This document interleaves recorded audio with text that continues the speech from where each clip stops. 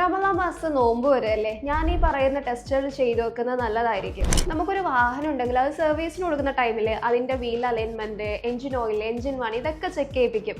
Scientifically പറയുകയാണെങ്കിൽ റമദാൻ എന്ന് പറയുന്നത് നമ്മുടെ ശരീരത്തിലേക്ക് ഒരു മാസം നീണ്ടു നിൽക്കുന്ന ഒരു സർവീസ് പീരീഡ് ആണ്.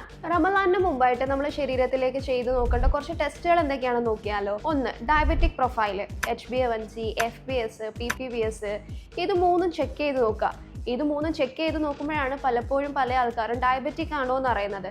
നമുക്ക് നോമ്പിൻ്റെ സമയത്ത് ഉണ്ടാവുന്ന ഡീഹൈഡ്രേഷൻ, ക്ഷീണം, പെട്ടെന്ന് ഷുഗറിൽ ഉണ്ടാകുന്ന വേരിയേഷൻ, ഇതൊക്കെ മുൻകൂട്ടി അറിയാൻ പറ്റും. 2, ലിപ്പിഡ് പ്രൊഫൈൽ ടെസ്റ്റ്. ഇതിൽ LDL-ഉം ട്രൈഗ്ലിസറൈഡ് കൂടുതലും HDL കുറവാണെങ്കിൽ ഹൃദയ സംബന്ധമായിട്ടുള്ള പ്രശ്നങ്ങൾ വരാനുള്ള ചാൻസ് ഉണ്ട്. ഇത് നോമ്പിന് മുമ്പേ ടെസ്റ്റ് ചെയ്യുകയാണെങ്കിൽ നോമ്പിൻ്റെ സമയത്തുള്ള ഭക്ഷണ ക്രമീകരണത്തിൽ ശ്രദ്ധിക്കാൻ പറ്റും.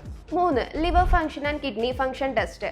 ഫാറ്റി ലിവർ ഉണ്ടോ എന്ന് നിർബന്ധമായിട്ടും അറിഞ്ഞിരിക്കണം. ഭക്ഷണത്തിൽ ക്രമീകരിച്ചിട്ടില്ലെങ്കിൽ ഫാറ്റി ലിവർ കൂടാനും അതുപോലെ ശരീരത്തിൻ്റെ എനർജി ലെവൽ കുറയാനുള്ള ചാൻസ് ഉണ്ട്. നോമ്പിൻ്റെ സമയത്ത് 12 മണിക്കൂറിലധികം വെള്ളമില്ലാതെ ശരീരത്തിന് പിടിച്ചു നിൽക്കാൻ പറ്റുമോ എന്ന് കിഡ്നി ഫംഗ്ഷൻ ടെസ്റ്റിലൂടെ അറിയാൻ സാധിക്കും. 5, HB, അയൺ ആൻഡ് ഫെറിറ്റിൻ. നോമ്പിൻ്റെ സമയത്തുണ്ടാവുന്ന ക്ഷീണവും അതുപോലെ തലചുറ്റലും ഒക്കെ ഇതിൻ്റെ ഡെഫിഷ്യൻസി കൊണ്ടായിരിക്കാം. നോമ്പിന് മുമ്പ് ഇത് ചെക്ക് ചെയ്തിട്ട് നോമ്പാകുമ്പോഴേക്കും ഇത് കറക്റ്റ് ചെയ്യുന്നത് നല്ലതായിരിക്കും. നോമ്പിന് മുമ്പായിട്ട് ശരീരത്തെ ഒരുക്കി നിർത്തിയ ഈ ഒരു മാസത്തെ നോമ്പിലൂടെ ഒരു വർഷത്തേക്കുള്ള ശരീരത്തിൻ്റെ ആരോഗ്യത്തെയാണ് നമുക്ക് കിട്ടാൻ പോകുന്നത്.